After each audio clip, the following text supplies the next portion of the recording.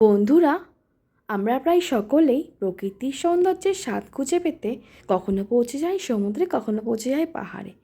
আমার এই মুহূর্তে পছন্দের তালিকার শীর্ষে রয়েছে সমুদ্র সৈকত। এই সমুদ্র সৈকতে পৌঁছে আমি যেন নিজেকে খুঁজে পাই মনের হারিয়ে যাওয়া শান্তি আর আনন্দ।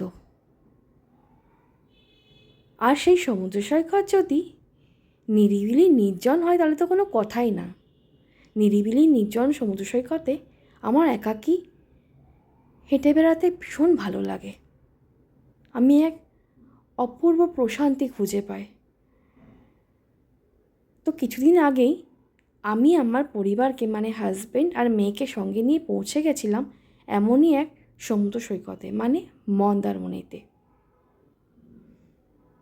মন্দারমণির থেকে আশেপাশের অফবিট এরিয়াগুলো মানে শঙ্করপুর, দীঘা মোহনা আর তাজপুর সমুদ্র সৈকত আমরা ঘুরে দেখে এসেছিলাম।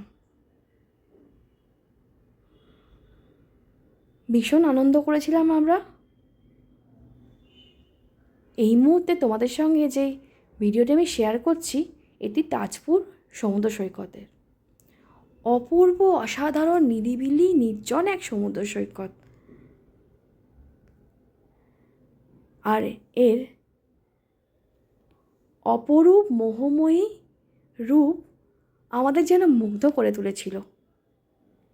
এইরকম নিরিবিলি নির্জন মোহময়ী সমুদ্র সৈকতের একাকী ঘুরে বেড়াতে আমার যে কী ভালো লাগে আমি ভাষায় প্রকাশ করতে পারবো না।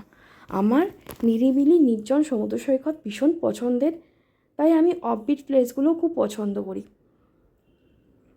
তোমাদের কার কার আমার মতন অফবিট প্লেস পছন্দ, নিরিবিলি নির্জন সমুদ্র সৈকত পছন্দ, কমেন্টে অবশ্যই জানিও। আর আমার ভিডিওটি ভালো লাগলে একটি লাইক করো আর আমার পেজটি ফলো করতে ভুলো না কিন্তু। ধন্যবাদ।